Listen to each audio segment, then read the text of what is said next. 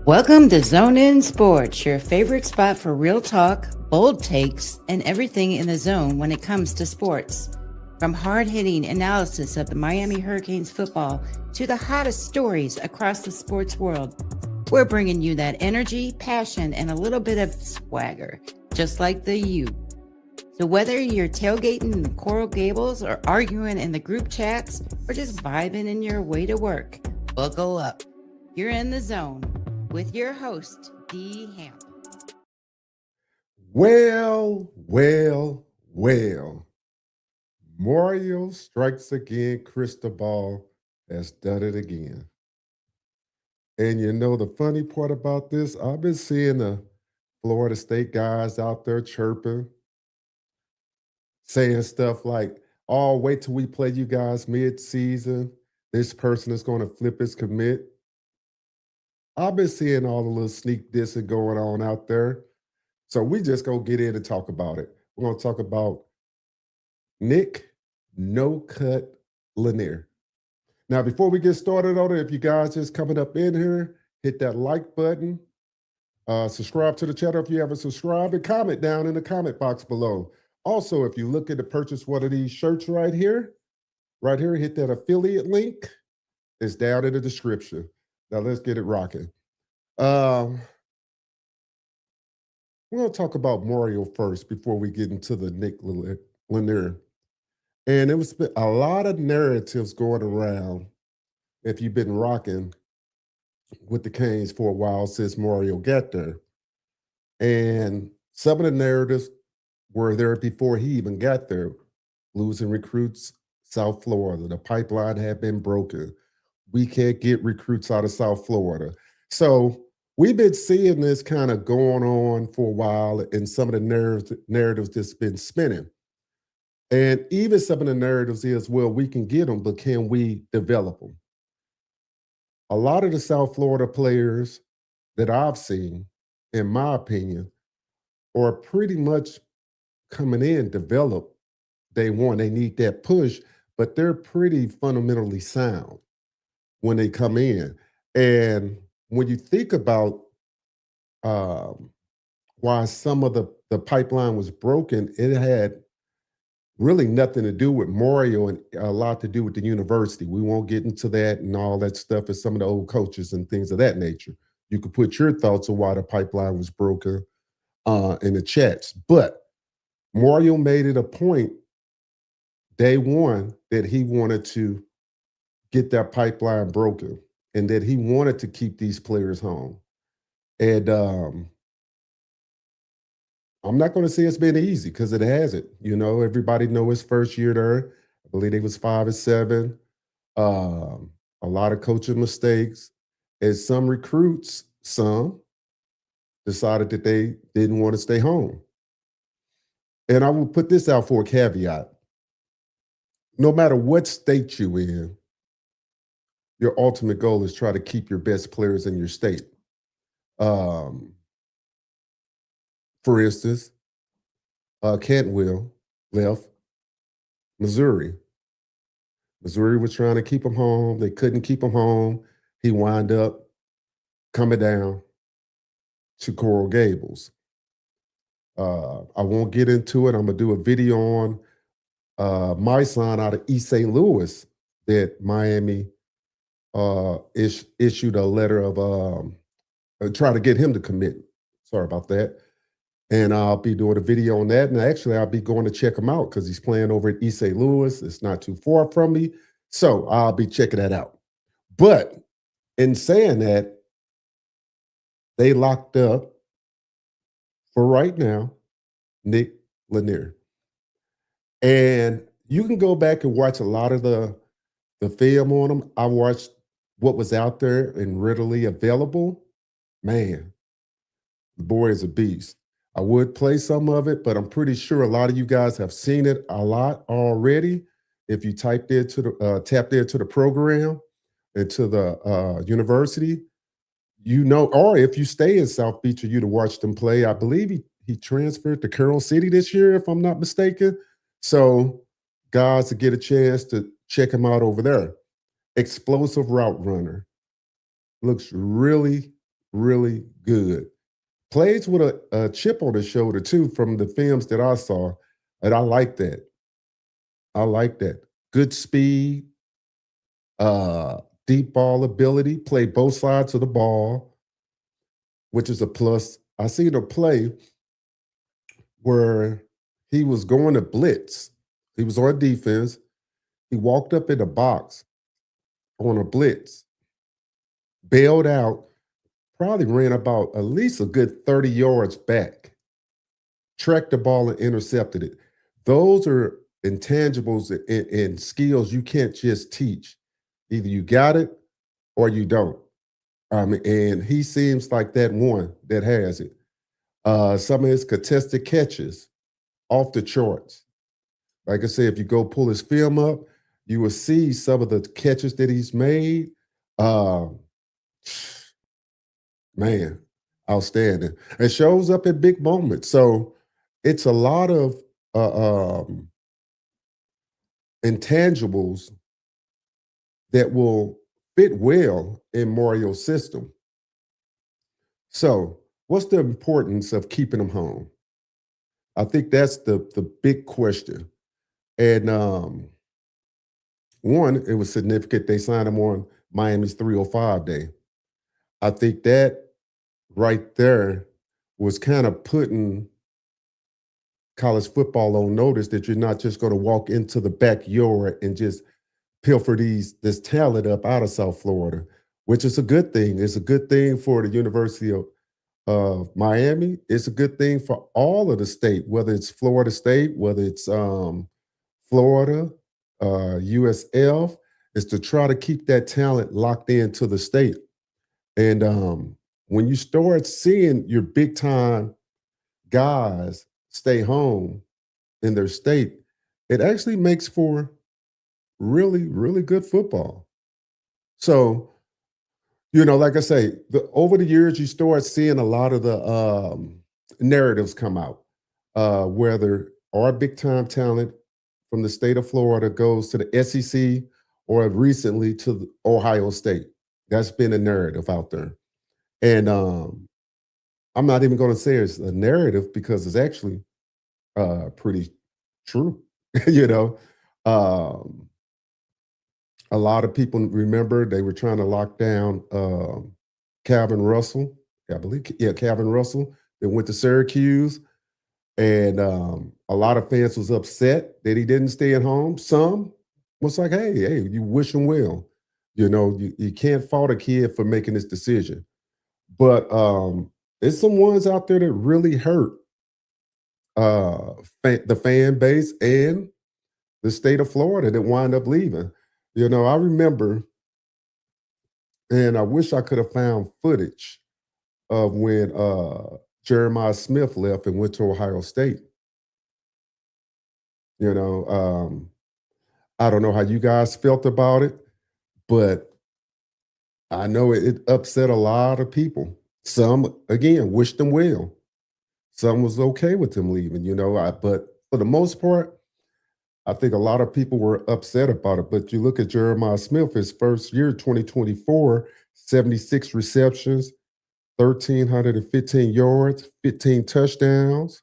He averaged 17 yards a catch, 6 rushing yards, 1 touchdown, 1 rushing touchdown. And that was his freshman year. In 2025, he had 87 receptions, 12,043 yards, 12 touchdowns. And he had three rushes for 21 yards and 1 touchdown. And a lot of people were sitting back. I remember after this season, this great season that Miami had, was thinking like, man, if they could have had Malachi along with Jeremiah, man, just think of that deadly combination that they would have.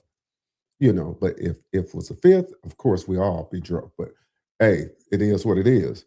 But I'm just putting this out there for context of guys that have left uh, the state and went on to prosper at other programs, and just trying to get you guys' reactions to how you feel about some of these guys that have left. And another guy that had left the state that I don't hear too many people talk about was Brandon Ennis. And in 2023, he had one reception, 58 yards, one touchdown. In 2024, he had 14 receptions, 176 yards, and one touchdown. And of course, last year he picked up his production. He had 36 receptions, 271 yards, and three touchdowns. Um, and the reason why I say a lot of people, well, I haven't heard a lot of people talk so much about Brandon like they talked about some of the other receivers is, I stay with the chat. You might hear it here and there, but they were a little bit more upset with from my perspective, the Jeremiah than Brandon, even though that was some years ago. And of course, none more famous than uh, Jerry Judy when he left in 2017, 14 receptions, 264 yards, two touchdowns. In 2018, he had 68 receptions, 1,315 yards, 14 touchdowns, and 77 receptions before he went pro, 1,163 yards, and 10 touchdowns for the University of Alabama. Now, of course, Ennis played for Ohio State or played for Ohio State still. Jeremiah Smith for Ohio State. You got Judy from Alabama. And of course, I think everybody knows about when Amari Cooper left, and he was just a complete stud. Uh, 2012, he had 59 receptions, 1,000 yards, 11 touchdowns his freshman year. In 2013, limited action, he had 45 receptions, 736 yards, and four touchdowns. But then he followed that up in 2014, where he had his breakout year, which is just some crazy numbers when you think about it. 124 receptions, 1,727 yards, and 16 touchdowns.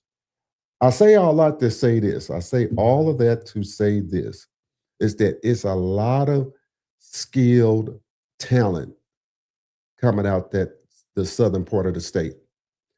And it was essential that Mario started making inroads back down there. It was essential. Um, I think he made it a priority. I think the fans knew he made it a priority. But ultimately, how do you get kids like Nick to come to your program? You got to win. And we got to be honest about that. You're not going to get kids like Nick Lennear. Now, of course, you had I'm not going to say one-offs. You had players like Ruben and those guys that came, and even Malachi, he's seen the vision, with Cam Ward when he left. So he saw the vision. But ultimately, the reason why a lot of these guys left is because these programs was winning at a higher clip at the time. If we're just completely honest. And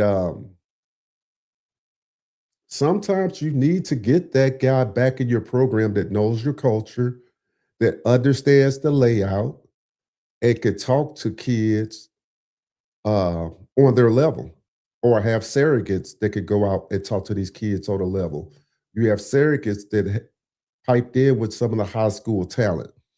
And sometimes what you say to a kid in one state doesn't resonate in another state because kids are raised different. You know, kids in South Florida are not raised like kids in Pennsylvania. It's just, to be honest, you got different cultures, different lingo.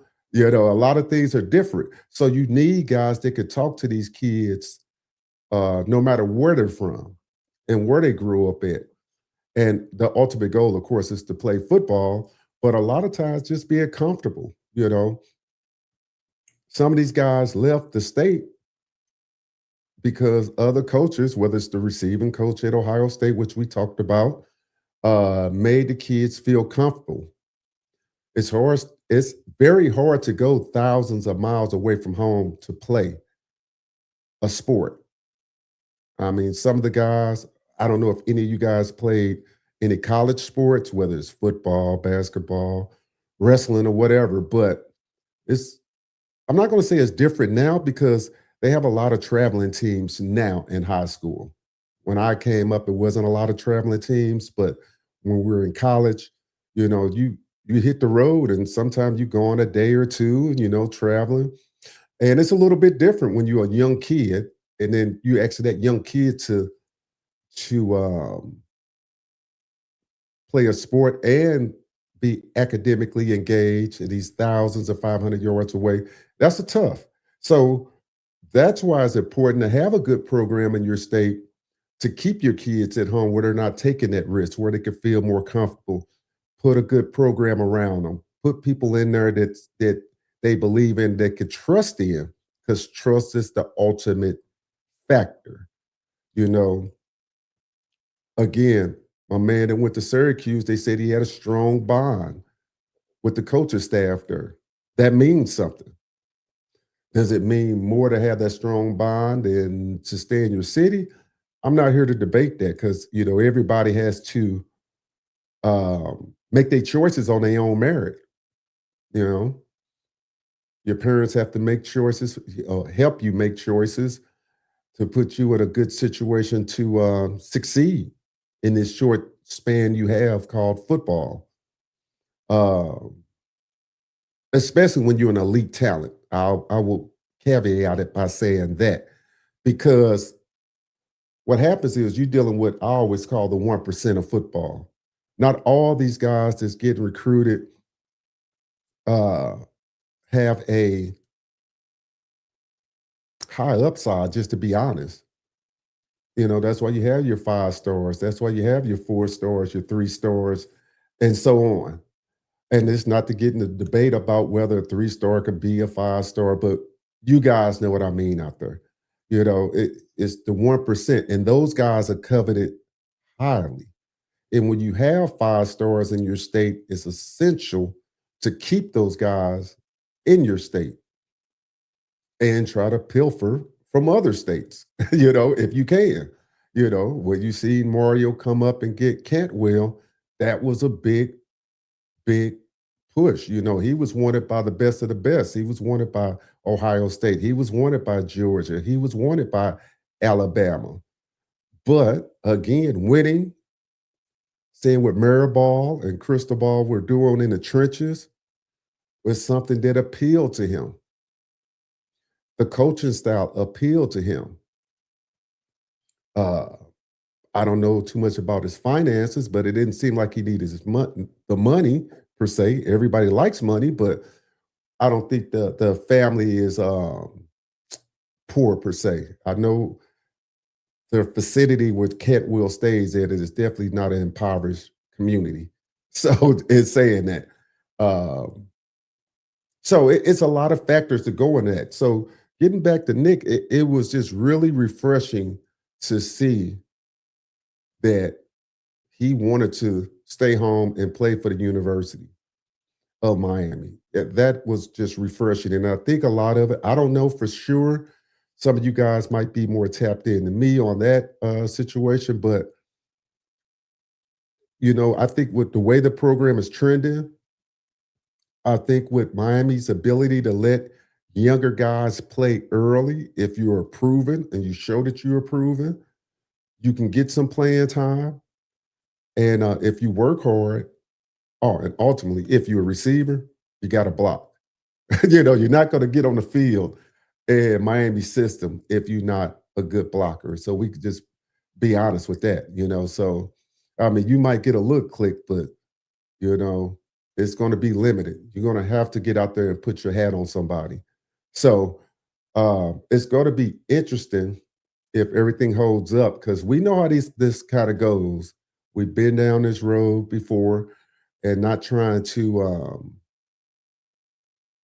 uh, basically throw no shade because we've seen guys flip. Miami has flipped guys and guys have flipped from Miami. And it's a long way till signing day. So uh, ultimately, I think they got the biggest head up. I think they got a product that they're putting together. We see the recruiting class have rose in the top 10. I think, I'm not for sure, it's like number 7, somewhere in there. Somebody could correct me if I'm wrong, but it's up there. It's so they're making a push to be top five, top, three by the end of the recruiting cycle, which is pretty amazing. Thinking where this program came from when before Mario got there. And I remember when Mario made a statement and he said that the talent that they had was not up to Miami Hurricane tradition. Just take a moment to think about that. And that's not even throwing shade on Manny and those guys because they did the best they did. And Manny had some competitive teams for a minute. He had some guys I really enjoyed, put some guys in the league too. But overall, I think we all can agree that those teams used to frustrate us. Not that some of these Mario teams don't frustrate us, but we didn't had these last couple of years have been good, really good. Record wise, we were really disappointed with the defense a couple of years ago. I'm not here to belabor that point, but you start seeing the turnaround. And when you start seeing the turnaround, you started thinking like, man, I think he building something special here. I think we can start getting all this elite talent, depth that he wanted here. And I always go back to this.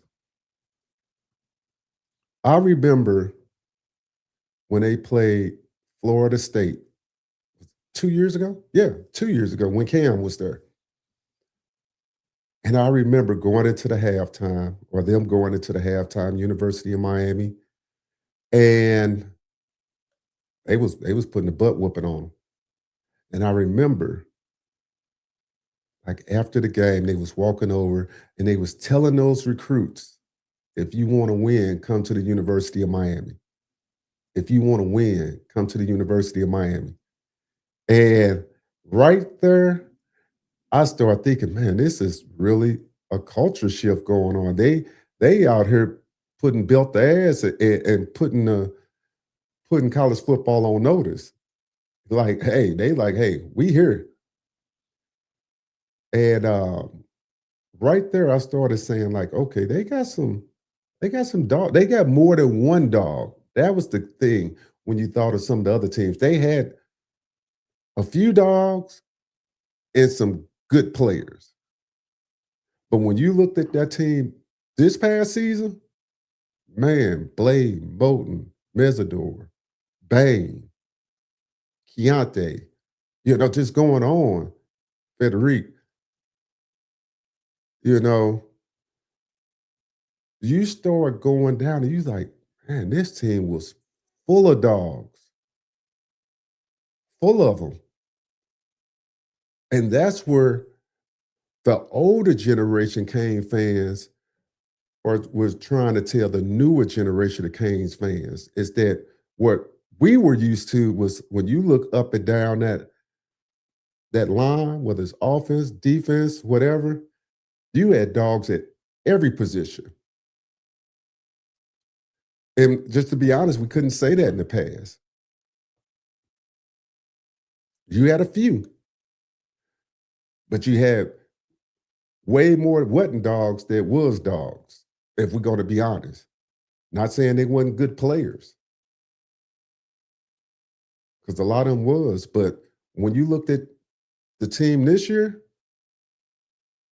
you can't tell me when that team walked on that field against Notre Dame, when we didn't have no idea, in all honesty, how they would play.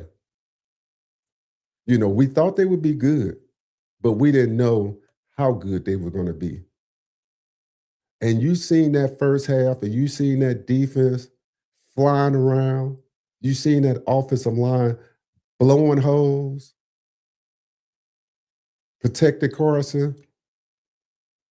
You can't tell me in the last even 5 or 6 years you seen Miami team play that physical. And right there, I just said, man, this team is different. really different. And that's what the older Canes, and I think that they took a step back, but that was what they was used to.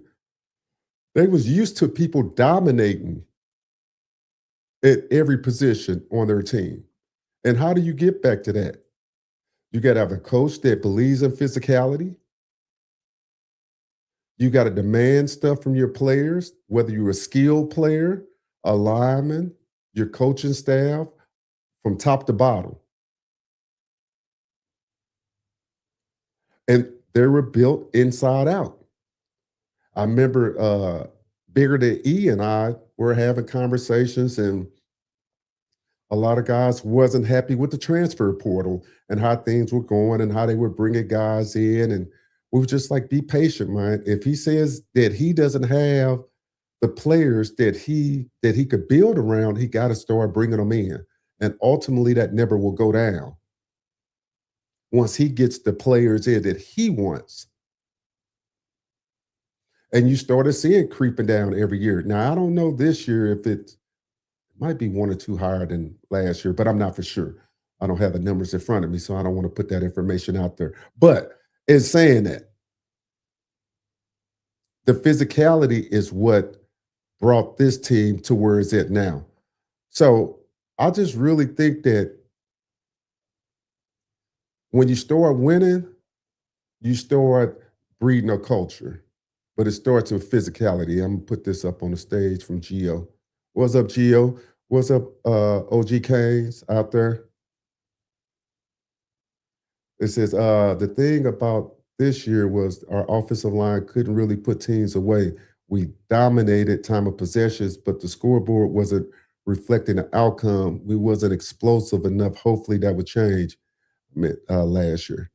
Last year under Cam, or last year under, or this year, which is last year technically in football under Beck. I think you're talking about uh,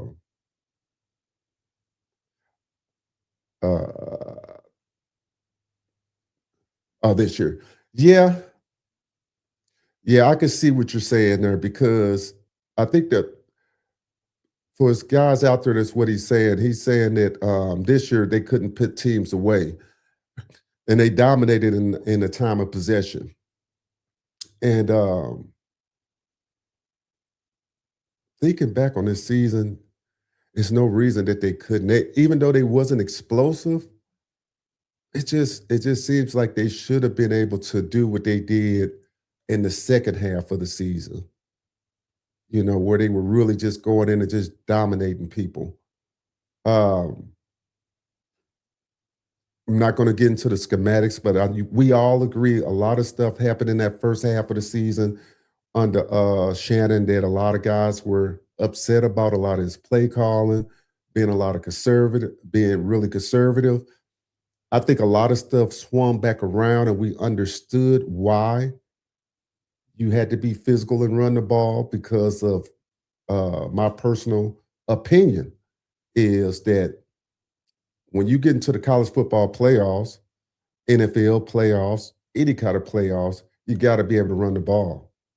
You got to be physical. You can go out there and throw the ball all over the field and be explosive, but once you get into those playoffs, you're not going to have that many explosive plays. When you get them, you got to take advantage of them. But I do agree with the team Beck had. They should have been mashing the gas. And I think after that SMU loss, some stuff was said, and you can tell that they really started amping it up after that loss. And a lot of people feel, me myself included, is that they should have came out out the gate, beginning of the season, and just mashed the gas. Because we could be honest and say, even in the Notre Dame game, people were upset because of, they felt in the second half they took their foot off the gas and let Notre Dame stay in the game. And the crazy part about it, I don't disagree. Now, I have said on the record that, hey, a win is a win, but in saying that if you constantly keep letting teams hang around, it's going to eventually bite you, especially when you got the talent to put teams away. That's what I didn't understand about some of the stuff that goes on because when you start getting a little conservative, guys start making mental mistakes, as we noticed earlier in the season, even mid-season, a lot of jumping off sides, a lot of just undisciplined football in that nature. So I always say each year is a building block for Mario and his coaching staff. And I honestly feel like after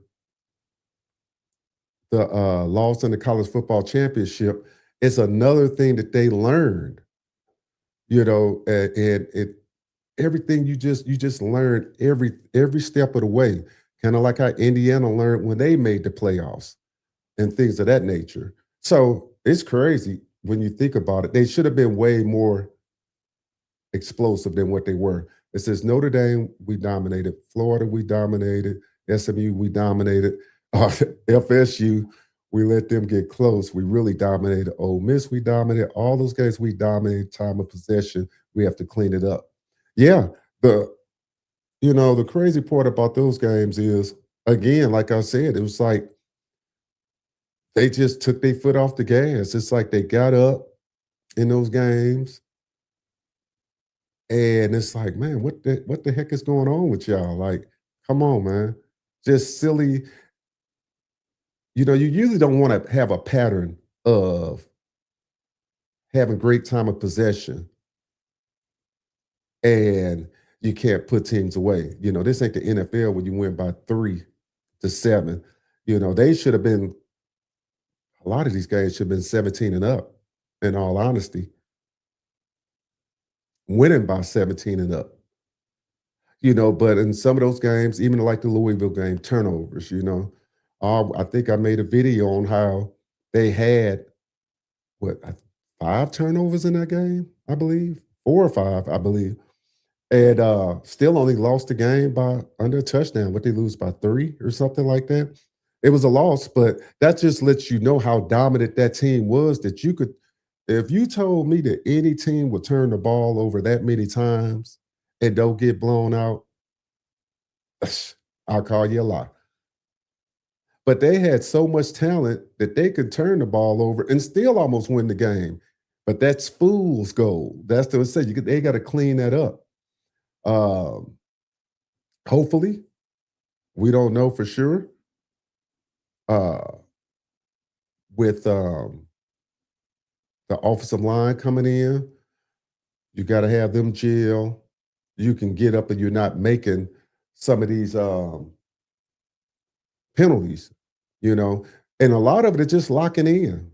And why do I say that? Because if you notice, once they backs were against the wall, look how much more they were locked in. Look how less penalties they committed when they were actually locked in. Did they commit some? Yeah. But nothing like the ones they was committing in the first half of the season. I think they was averaging about I don't know, 10 penalties a game. I believe even in the Bethune-Cookman game, they had a bunch of penalties. They had maybe over 5, I think. Not sure. Somebody had to look that up for me, but so locking in is key. I think they will lock in. It's just, can they put it together? I did read I think it was in the Athletic. If I find it, I'll post it after this video, the link to it. And it was basically talking about how each team, each year, you only had a handful of constant teams in the last 4 years make the playoffs. I think it was Ohio State, Georgia, and Alabama. They said it's been 7 to 8 new teams every year in the college football playoffs. So the premise of the article was, could a group of 5 team eventually win the college football playoffs?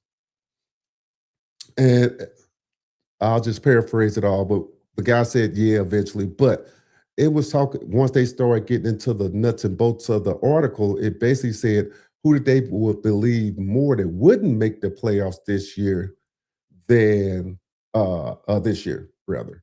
And they were on the fence by saying it would either be Miami or what's the other? It was another team or Indiana, I think it was, that would not make the playoffs this year. I thought it was interesting, and it gave a bunch of reason. And I'm gonna find the article and I'm gonna post it. I'm gonna drop the link in my description after this, so you guys can read it if you haven't read it. And it was an interesting take. I don't subscribe to that. And they really, and at the end, they said they think they would make the playoffs ultimately.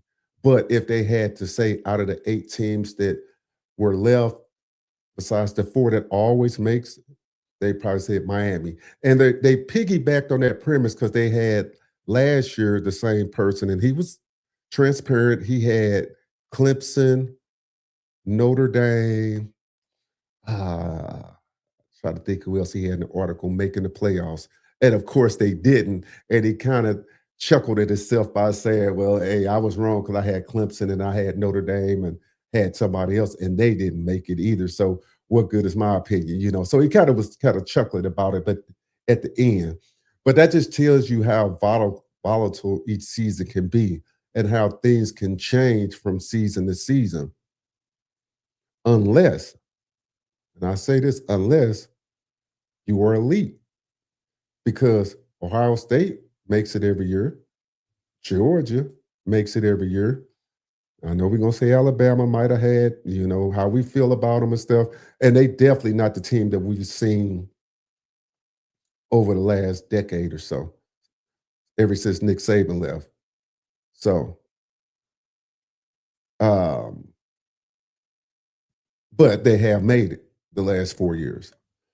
And I just think that was just crazy, just to see that it's been 7 to 8 new teams every year, and it's wild. So yeah, so what it's telling us that some of the teams that made it this year might not make it. Ole Miss might not make it. We know the stuff that's going on with the Trinidad Chandler situation. If you guys haven't read the article, the Mississippi State, whatever court in Mississippi, Supreme Court of Mississippi, said he can basically come back. The NCAA basically filed another injunction, if I'm saying that right. I don't know if it's an injunction or whatever, but basically they're trying to take it to the Supreme Court. And their argument is that they're trying to protect the integrity of the game with the eligibility rule and that he doesn't have any eligibility. I say all that to say is that we don't know what's going to come out of Ole Miss. So that might be one that he won't make it back. I think the people that say Miami won't make it back is because of it, to be honest, is a lot of change. We talked about it before where you lose some first rounders, potentially 3 first rounders. That's a lot. Maybe 4. Damn, they're 4 in the first 2 rounds. You got Mesidor, you got Bay, you got Maui, you got, and who else that might go first or second round? I really like Keontae, but I know a lot of people don't think he's going to go before the 3rd, but we'll see. Black Reddit Steele said FSU is known as a rally state, Seminoles for their heroic efforts and shortcomings. All right. Oh man. Hey, that's a good one. Darius. Oh, Scott. Yeah. So, oh man, that's a good one. So getting back to what I was saying. So yeah, Miami did lose a lot, So, and I think that's why people outside the organization are feeling that way. But again, they said a lot of stuff about Miami when Cam left too. They didn't think they could replace him. They thought They didn't think they would be as good as they were. So we know what people outside the organization say. I'm just here to tell you what some of the pundits think. And Indiana lost a lot. Of course, Mendoza. They lost a couple of guys. I think a couple of receivers. They lost. I know they lost two D backs. Um, who else that was in there that might not? It'll come to me. But anyway, and so yeah, harking it back to what my man was talking about Florida State. I got a buddy that's a Florida State fan, and what made me think about the Bama thing, he gonna tell me, he said, "Yeah, man, uh, Ty Simpson didn't even want to take y'all money, so y'all got stuck with Darian Menza." That's what he was trying to tell me that. And I was like, oh, okay. So that's the way you feel. I said, me myself personally, I think I like Darian Menza better than Ty Simpson. I said, now that's just my personal opinion. You know, I don't know how that was a jab. I say y'all need to go get Tommy back and put some heels on him with some cleats, and then maybe you can see him in the line of scrimmage. So we going back and forth about that. So a lot of hate coming from the Florida State fans, I could say. And like I said at the beginning of the show, a guy said that, hey, Lanier would flip after Florida State beats Miami. That's what he told me. And I just said, okay, we'll see. Now I said, y'all been saying that for the last couple of years, y'all was going to beat Miami. And then once we kick y'all teeth in, and then you say, oh, y'all got a good team. I said, oh, hell, it takes us beating y'all sorry ass to say we got a good team. like, like I said, I beg to differ. Like, y'all just a speed bump along the road. Oh man. So yeah, it's crazy how that goes. So yeah, getting back, yeah, it's a lot of different things that's gonna go into this season and who makes the college football playoffs. Um, if you go back and you look at some of the quarterbacks that's coming back, and you look at how they projected some of them last year, because we all know coming into the season last year, they were talking about, and this is the crazy part that I'm gonna tell you the hate that comes in from the media. I did a video, and I'm gonna find that one too, where they ranked the college football quarterbacks at the beginning of the season. And I didn't know a lot about Darian Menza before he transferred over to Duke. And I remember somebody in this chat said, "No, man, Menza the truth." They had Menza ranked top 10, I know, maybe like number 6 or 7 if I not I think they had him ranked over Carson, if I'm not mistaken, in that article, or right behind Carson. And Mike Carson might have been 5 because they had Klubnik, they had Nussmeier, they had Drew Allard, they had, I can go on and on. I don't have the list in front of me, but I know all of them were ranked high. And what's my man that came from Cincinnati? I think they had him too. So anyway, the point that I'm making is that they had all these guys ranked, and then we all see or saw what happened to a lot of these guys. My man went over to Oklahoma, subpar season. Drew Allard, hurt. Not saying he wouldn't have been good, but hurt. Uh, Nussmeier played like cheeks. I mean, it is what it is. They acting like he was the savior, but he didn't. He looked all right, from what they was hyping him up. Klubnik, oh, sorry, I didn't mean to laugh like that, but we saw what he did too. He looked from where they built him up. They thought he was going to be number one overall or something. So I say all that is to say that this draft that's coming out now in the league is not that strong. And I could be honest to say the last couple of years haven't been that strong. You had one or two dudes that's in there, but a lot of it's factoring in with guys just staying longer, getting money, and waiting. You know, you figure, just think if Manning would have came out, if Lenora Sellers would have came out. A lot of people say these guys trash, but they all coming back next year. Sellers, Manning, Gunnar Stockton, uh, Menza. You got some dudes in this year that's coming back. So that's crazy. You know, let me see what this says. It says, "What's good? Where's your partner in crime? I want to know what both you think about the no cut Nick." Hey, we like Nick. Eric said he has some stuff going on, so he's gonna reach out to me later this week. So not really sure. I know he had some personal stuff going on, so he'll get up with me by a week or so and let me know. But we like Nick. Um, you know me, I'm more of the pragmatist out the bunch between me and bigger than E.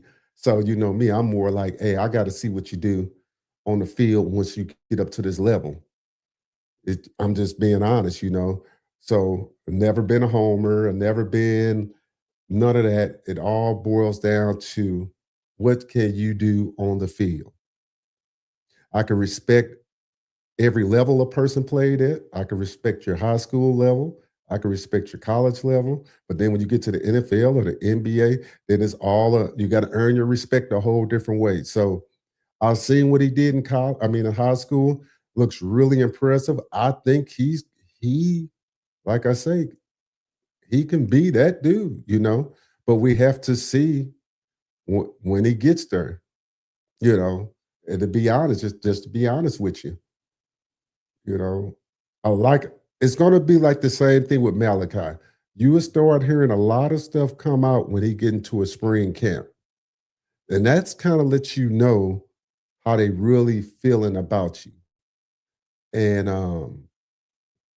like I said, you guys can go back last year and listen to how they were talking about Malachi coming out of spring camp or even during spring camp. And you could just hear they was trying not to uh, put too much out there. I think, you know, protect a lot of stuff. But when they were saying that he would see playing time, I was like, oh yeah, they see something special because it's not too many freshmen on a team that's loaded and with the depth that they brought in was going to see playing time because it was some guys and we've talked about guys that left the program. We're not going to belabor that either. That we thought before Malachi got there that they were going to be on the field. So I can only imagine what those spring camp games were like. I mean, if I was a fly on the wall, I would love to see some of the footage of those spring camp battles with the receivers and with the D backs, and of course the trash talking that goes along and all that stuff. So it's going to be interesting. But the film, what little film that I've saw, uh, Carroll City, I heard he transferred over there. So we'll see. I'm pretty sure you'll put more film out this year. And what I say, deep route, accelerate. He gets good separation, strong hands. Uh, man, hey, you cannot deny what you see on film, but can you do it at the next level? That's always the key. Can you do it at the next level?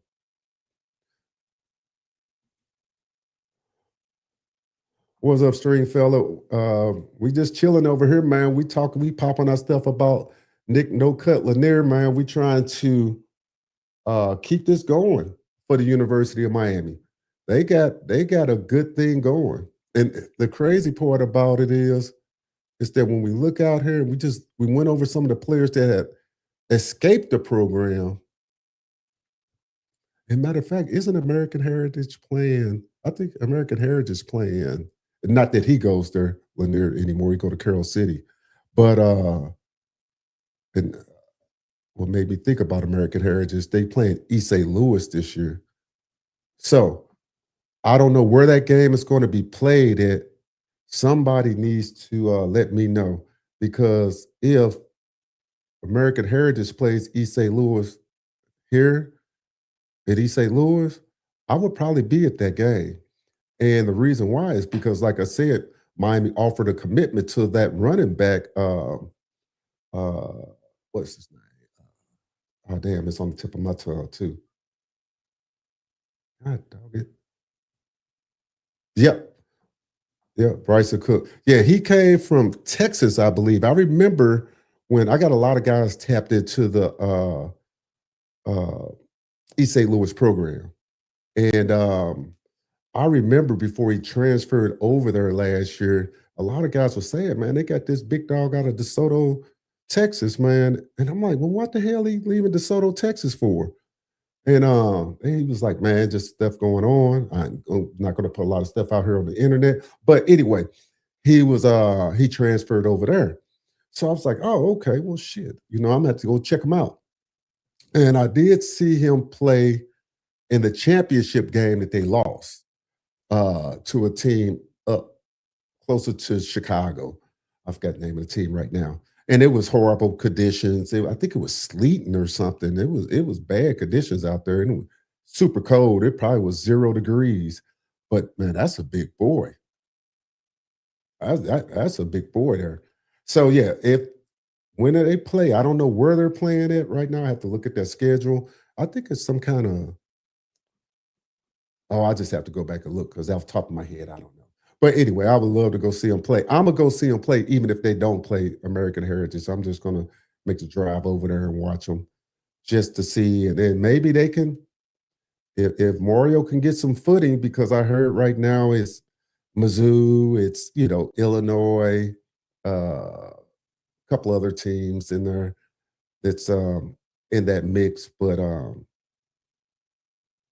it's going to be interesting because remember, Mario already came in and snatched one out of East St. Louis some years back. Came and got Jeff Thomas out of East St. Louis. So it'd be interesting if he can come up here and pluck another one out of East St. Louis because you don't know where their East St. Louis pipeline is because they done had guys go a lot of different ways with because you had Luther Burden and the other receiver before him that uh Jeremy, what was his name? I can't think of his name right now, but he left and went to Georgia after Luther Burden got there. But they were both at East St. Louis, and you had a couple other guys. So they've been kind of all over the place, East St. Louis, with their pipeline where they sending their kids. So it'd be interesting to see just where he goes. Said he likes Miami because and he's got an official visit coming up too in June, I think he does. He likes Miami because he wants to learn how to block better. Yeah, he got the frame. He got the frame. So uh what does this say? It wasn't Mario, it was Duke coach. That wasn't that wasn't Marlo, it was the Duke coach. Okay, I'm kind of lost on that one there. He was he was at the pool party. Oh, okay, okay. Got you. It said Mally started a pinball effect. Oh, okay, yeah. I do agree. Who was that? Oh yeah, they started that pinball effect. He did. And that right there, like I say, is big when you see a hometown kid stay home. They perform on the biggest stage. You start seeing the national attention that he getting,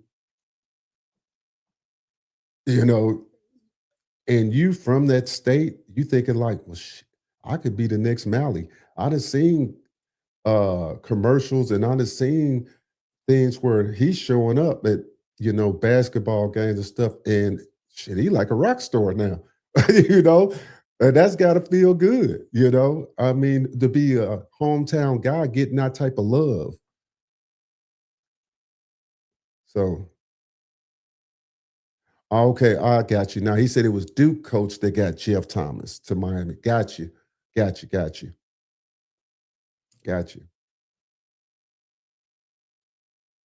Well, he had to really hit Sunk It hard to get him. If you guys don't know, Sunk It is the coach for East St. Louis. So, um, but again, like I said, a lot of their players been going to Mizzou. You know, they last couple of stars went to Mizzou. So, you know, you just never, you just, you don't know. And a lot of it changed since the NIL deals. You know, we talked about how Burton got that big NIL deal with a potato chip company before he actually went there. And that sealed his fate because I think they were trying to get him at Georgia and some other schools. So, you know, it's a lot of stuff that goes on. But we all know if Mario wants you, he don't mind spending the money. We know that much. If he wants you, he gonna try to get you. You know, so that's the beauty of that. So yeah, if he comes up here or if he shows out, Mario and his guys will be up here trying to get him. You know, and I'm pretty sure when they play American Heritage, he'll have scouts at the game. That was the purpose of bringing that up, and I'll see him a little bit more than that. So, and that would be interesting just to know, just to see how he would fare coming down there. Now, I think of Texas A&M. That was the other school that was in the mix because he's from the state of Texas. So you got Texas A&M, Georgia, Miami, Mizzou. Want to say I thought I seen Indiana on the list, but anyway, he has an official schedule with the university sometime in June. They had the date on the rivals thing, but you guys can look that up. Yeah, Scott and Lightfoot was 5 stars from Chicago. Yeah, yeah. And that's a long way from East St. Louis. They've been going way up north getting talent. You know, you talking about shit from East St. Louis to Chicago, another 4 hours, 4.5 hours almost. So they really, and that 4.5 hours north. So they really getting up there, you know. So it just tells me that he's willing to go anywhere, even when he went and got Cantwell. If you guys not familiar with the demographics around that area, it's Southwest Missouri, and a lot of guys down in that area, of course, SEC fans, even though you're from Missouri, and this is even before Mizzou became SEC, but you're around that Arkansas border, things of that nature. You know, I'm not gonna say a southern town. It's south. You know, it's southern to guys that's up in the Metro Missouri other area. Just a whole different landscape of how things are different down there. But he still came up there and got Cantwell out of that area. Out of guys here in Missouri, up in the city area, we still consider it rural, even though it's not rural. You know what I'm saying? It's not a big city. It's not like the St. Louis metropolitan area, you know what I'm saying, Chicago metro, or you know what I'm saying, of those areas. It's an outskirt. And if he able to come up and get Cantwell out of there, hey, there's no places he won't go to get the best talent to help the team win, you know, if it fits they need. Now with the guy at East St. Louis, I think he was, I want to say they say he was like number one back at his position, if I'm not mistaken. Yeah, yeah. I mean, so that talent, like I say, if you guys hadn't seen the championship game, it's probably not a good reflection. He had a decent game. The weather was just really horrible in that game to get a good bead on him. But he was a sprinter, big guy. I think about 220, 6'1", 220, I believe. 6 foot 220. I think he's 6'1", 220. Might be 6'2", somewhere in there. Big guy, big, looked huge in pads. Looked like Mark Fletcher in pads. Big guy like him with some giddy up. So going to be interesting. So overall, how do you guys feel Mario is doing? I mean, is he making Is he doing what he said he would do when he first came and started promising with the recruiting and stuff? A lot of people, I think, are starting to see like, hey, this man, we never questioned his recruiting. I think a lot of guys are really happy with his recruiting. We knew it would take some while. We knew it would take time to get that South Florida area locked back down. And I'm not even going to say it's locked down. It ain't locked down until you get the guy signed, you know, consecutively, not just one off. You got to constantly keep doing it, and get that talent built up. And you got to have guys, 5 stars that want to come in from other states and compete. See, that what makes like Ohio State and those guys, even Miami, different. Like my man put in there, Scott and Lightfoot from Chicago, 5 stars, came down.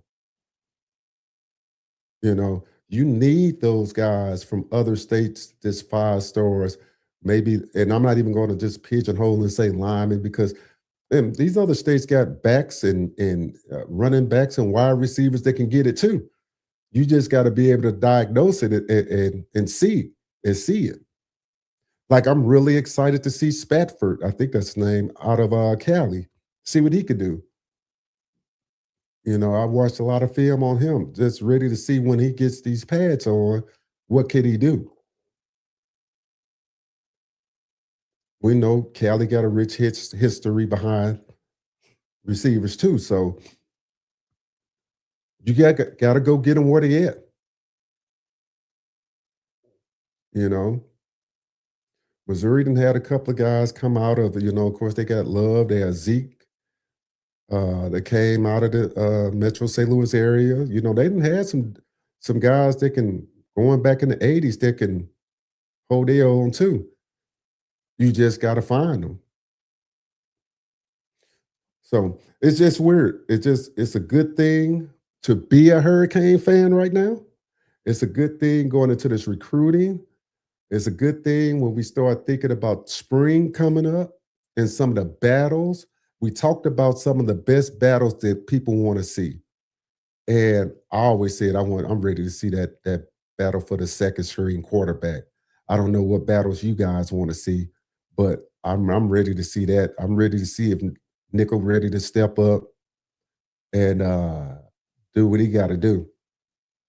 You know, that's just a one-off battle that I want to see. Um, some of these wide receiver battles are going to be interested too. I think some of the D-back battles going to be good. But of the freshman that's coming in right now, I wonder who you guys think that's coming in this year as a freshman who can make an impact. What freshman coming in this year can make an impact? And it doesn't have to be an impact like Mally. But I'm just saying, just make an impact. Get some playing time. Mm, might put Coleman. Mm, yeah, yeah, okay. Maybe. We'll see. That's crazy. I forgot that battle. Shoot. That's gonna be a mm, okay, question. Will Coleman beat out Nickel?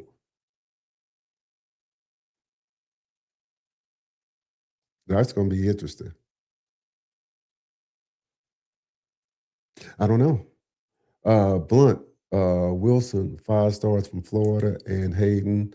Those are 5 star out of Cali. That's 5 stars on the defensive line. Oh yeah, Wingo on special teams. Mm, all right. Oh yeah, that defensive line is gonna be is a monster. We already know that. I mean, Blunt, Wilson, Lowe. I mean, man, I was watching. I don't know, I kind of anal about stuff. I started watching some old Miami games. Full disclosure, though, I still haven't rewatched the national championship loss. I'm gonna get to it before the beginning of the season. Just a little sore spot with me right now, but but man, Blunt, oh man, that boy there, man, monster, monster. That was that line is gonna be something fierce. I'll put it up here so you guys can read it. There, what my man put up here. He said Blunt, Wilson, 5 stars from Florida, and Hayden Lowe is a 5 star out of California. That's 5 5 stars on the defensive line. Yeah, that's what I'm saying. It's like, man, whew, hey, we know, and like I said, we could say Jason Taylor, we could say Heatherman, we could say Damian Lewis. I mean, there's a lot of factors, and because some of these guys, like I say, we're here before Heatherman got here and stuff like that. But man, the way that Heatherman running that system, those guys finna eat. I mean, they it ain't finna be nothing nice because they can get after you. And I'm not even down on the offensive side of the line of the ball either, because the simple fact, people got to remember this, is that a lot of these guys played against Bain and Mesidor and all these guys anyway at practice. You know, when you playing and practicing against the best, it ain't nothing that's gonna shock you when it's your time to shine. So yeah, I'm not as worried. I'm concerned but not worried. And what am I concerned about? It's because I know it takes a while for O line to gel. It just does. The more times you playing together, the more reps you play together, the more you get to know each other. But I don't dismiss it because they being taught by one of the best line coaches there is. Yeah. Pancake 5 star. Yep. So yeah. So it's just that like I said, you got Pancake, can you get Camwell up to speed? Can you get some of these up? You know what I'm saying? It's like, can they be as consistent as Maui and those boys? So that's going to be the thing. Can they be consistent? And all we could do is find out on day one, well, in spring ball, because you're going to get a good, I keep going back to spring ball because it's a lot of hidden gems that come out from these coaches in spring ball when we start listening to these interviews and stuff. It's a lot of different just caveats they put out there. And of course they'll say they normal stuff. Oh, we got this to work on, and we need to get better in this. But you start getting a really good read. Don't listen to the star when they talk about the stars. Listen to the ones when they talk about players you didn't expect them to talk about. That's what I kind of listen to. It's like, okay, wow, he talking. Okay, let me start listening to this a little bit more because it's a reason why he bringing them up. Such and such. He had a really good spring ball. Really good mean he probably finna get some click. Like yeah, he probably finna get some click. He needs to get better at this, but he really had a really good spring. So yeah, like I said, I'm ready to see that this talent. I think this the reason why you get 5 stars, like Devon said, you got to have guys ready to go. There's a reason why these guys came down here. And especially on the defensive side of the ball, I think a lot of them really just love Jason Taylor, just to be honest. You know, a lot of those guys love him. And some of them guys, they seen what Heatherman doing. And I said it before, if Heatherman puts together another season like he did this year on the side of the ball, man, they're gonna have to throw a bag at him if he finna get a head coaching job sometime soon. you know, so because everywhere that man goes, he puts a defense together. So you have to really, and that's why it's so important to take advantage of these windows that you have. Where you got guys and you got because opportunities always going to be out there for coaches, and it's no different than shit, when Nick Saban coached, he had coaches leave. Hell, he had Mario, he had Signetti, he had Kirby Smart, he had, so he had great coaches leave, you know, but you got to have great coaches come in too, and all of them got to know their role.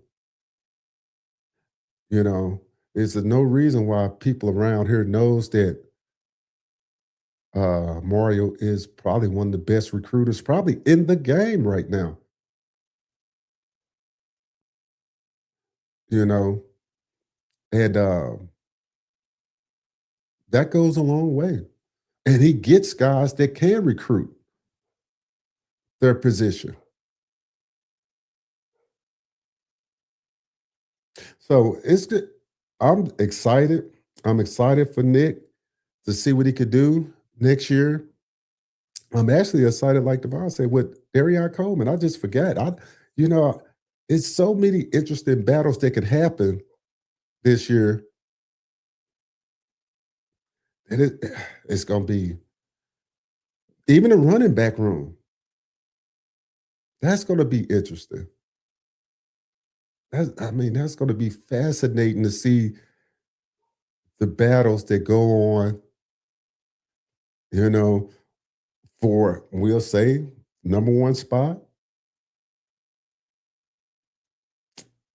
number two spot, number three spot. Fascinating. Because each year you got to earn it. Now, of course, we do know with some of these competitions that a lot of it going to have to do with injuries, which plague Lyle, in his situation. Staying healthy is part of the game.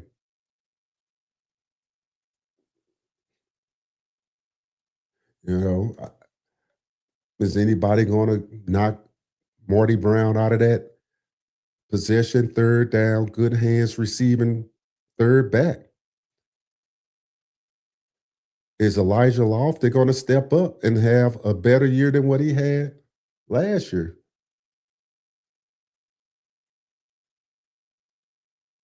You know, don't talk a lot about Elijah, because we know he got all the talent and we know he was hurt and stuff, but I'm just going to be honest. I expected more out of him.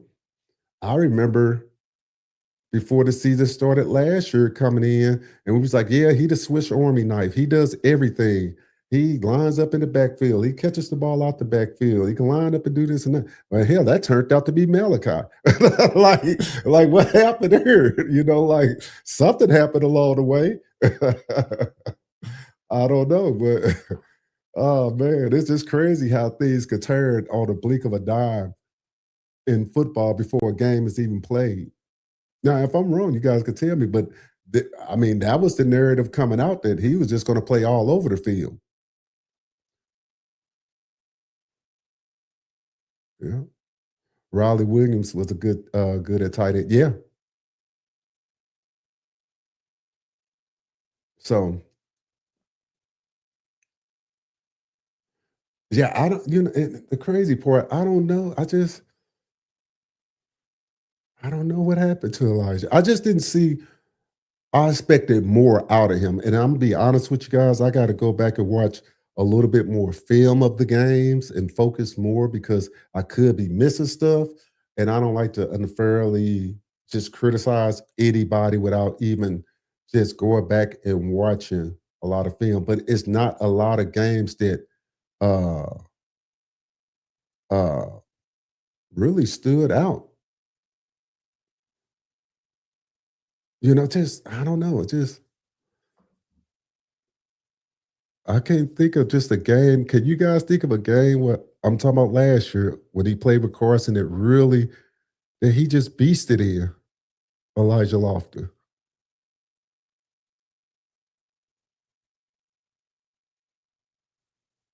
I don't know.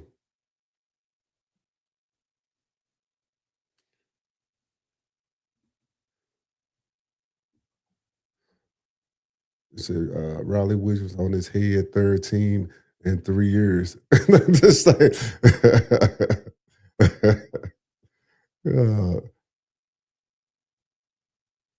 uh, Riley Williams on his third team in 3 years. Okay.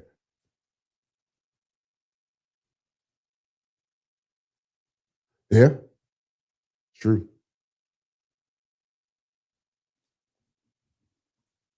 Let me see this real quick.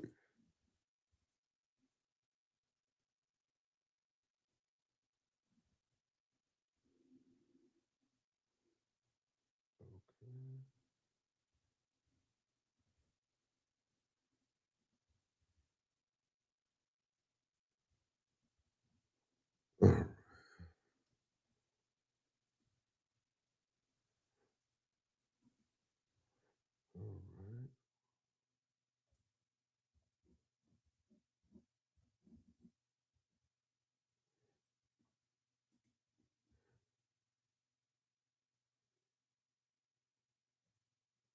all right.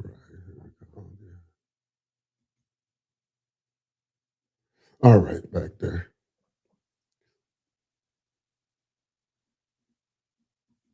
All right. Elijah hurt his hand early in the spring and never recovered completely until the end of the season. Okay. They say that freshman tight end might take that job. Hey, what's the freshman name there?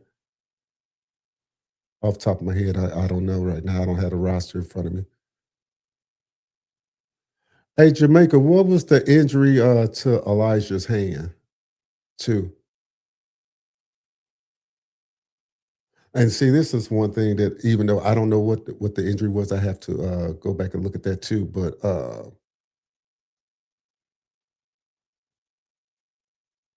you can tell that sometimes that's what don't get you on the field either. Not him being hurt, but not being as versatile. Because if you look at some of these tight ends, he's not.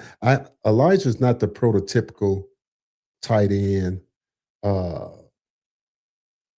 where I think of like Big Ten tight ends.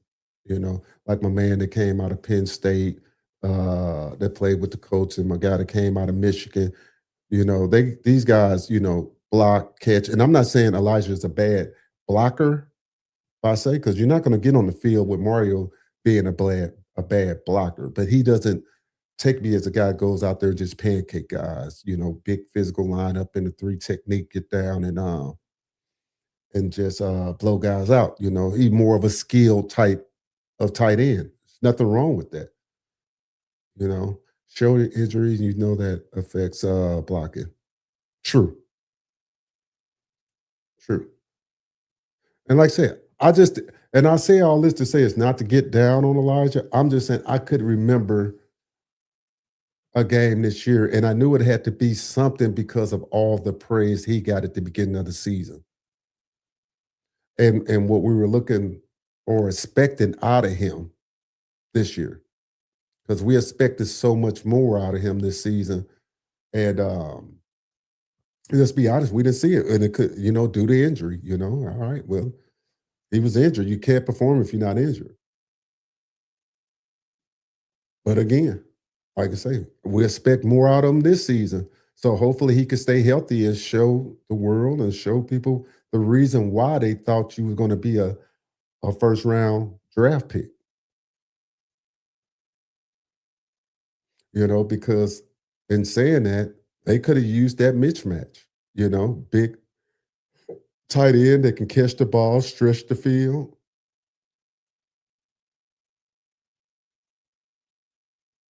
And he tough as nails. What's that catch he caught? Was that he got hurt in too? Was that the Ole Miss game, or who was that popped him in that game?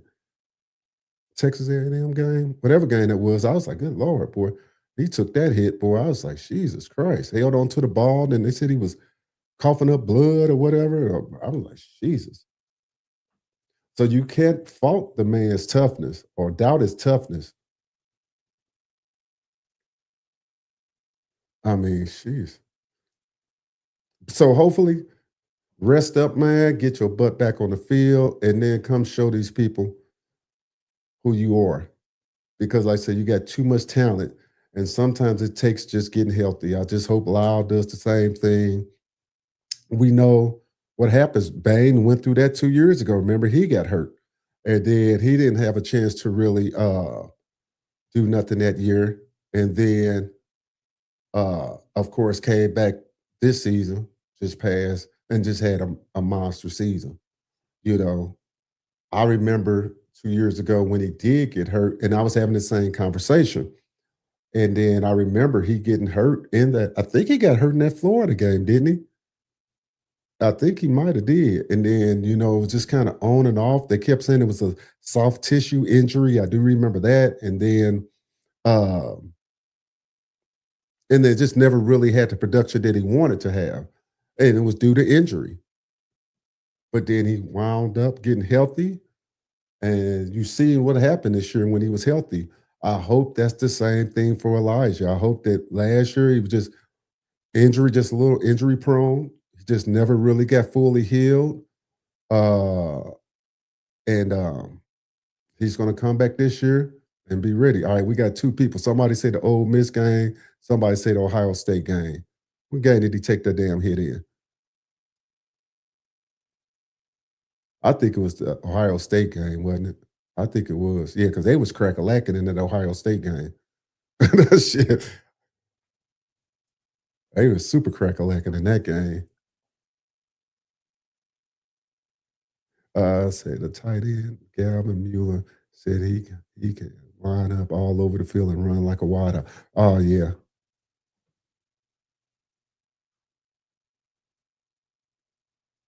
yeah. They said tight end, Gavin Miller said he could run all. Okay, got that.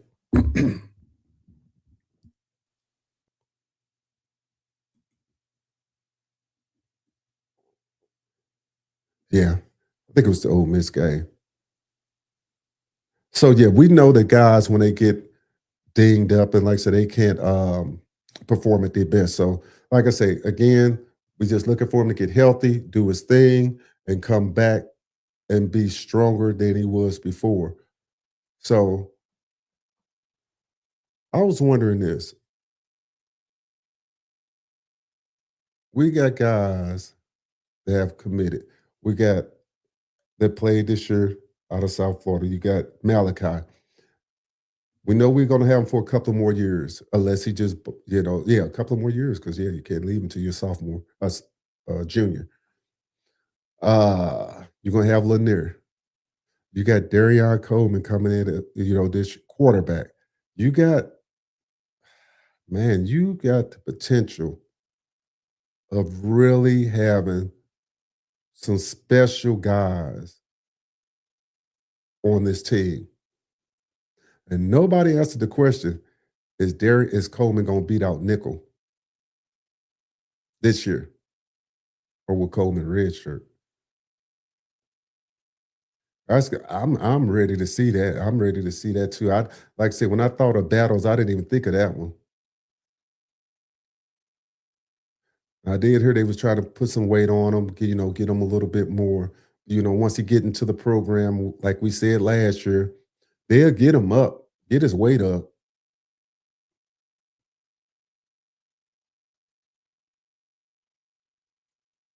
Interesting.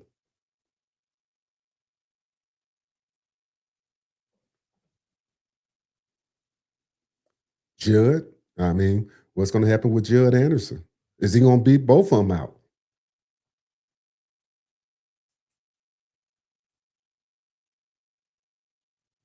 I don't know. But if y'all had to bet a dollar, who would come in number two quarterbacking? Now I've been listening to some of the other pundits talking. They think Nickel got the leg up.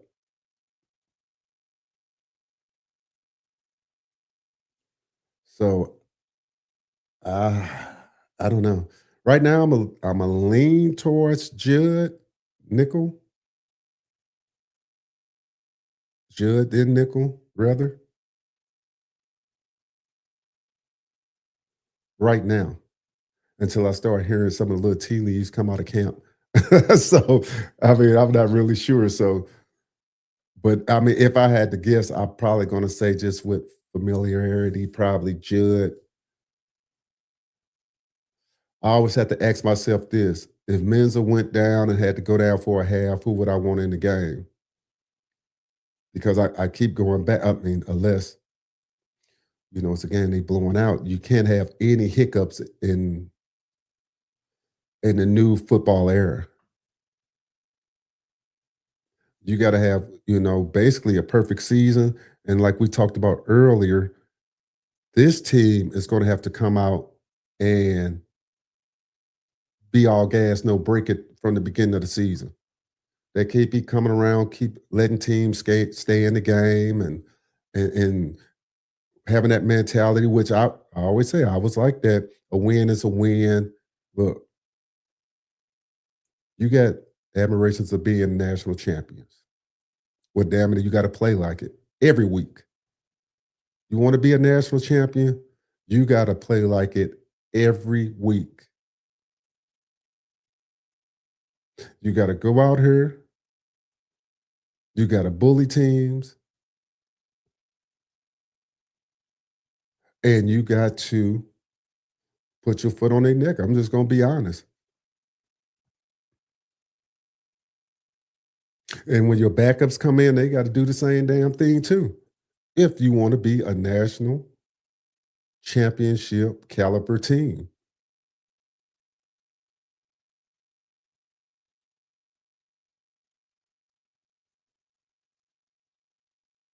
So he says it would have to be Luke until otherwise seen. Okay.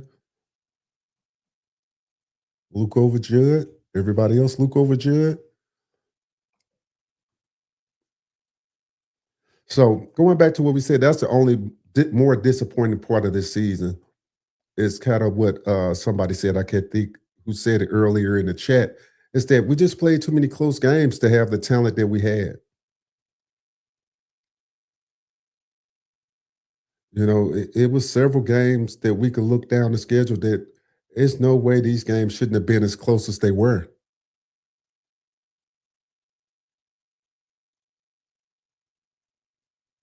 But I think I always go back to this. Every season is a learning experience. And that's what I'm saying. They got to come out all gas, no break from the beginning.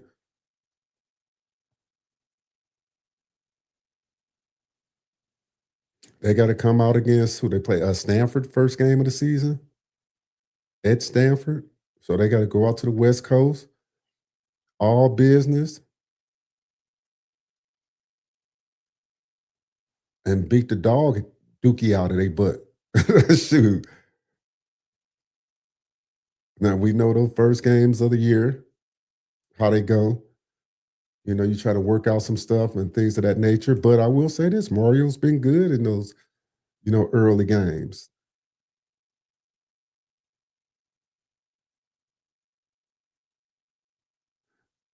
They say, he said, Stanford cannot be a sleepy game for us. We got to get in there, play the first quarter sound, and then look to pull away from them in the second half. Yeah. Oh, for us, yeah, I agree. I agree. You're going out there. It's probably going to be an early game on a Saturday. I'm not really sure. But you go out there, you got to go out there and handle your business. They'll come in at the beginning of the season feeling good, thinking they can make the national championship game, Stanford, that is. And You have to show them right off the bat. Mm-mm. So, and it's good they get that West Coast trip out the way too. So that's a good thing. All right, guys. Well, check it out. We're going to wrap this up today. I appreciate everybody that's tapped in. Hit that like button if you haven't hit that like button. Once again, if you like this shirt, it's affiliate link in the description. I think I get a small percentage. I forgot what the percentage is, but it will show you. You can click that link in the description. Share this material. Hopefully, maybe next week, Bigger Than E will be back with me. Not really sure, but in any event, I definitely have my butt in this seat. Also, I will be trying to get some information on that East St. Louis running back and up and coming season. Try to get out there and see him more. I appreciate you guys. Uh, Tap it in with me. And until then, I'm out.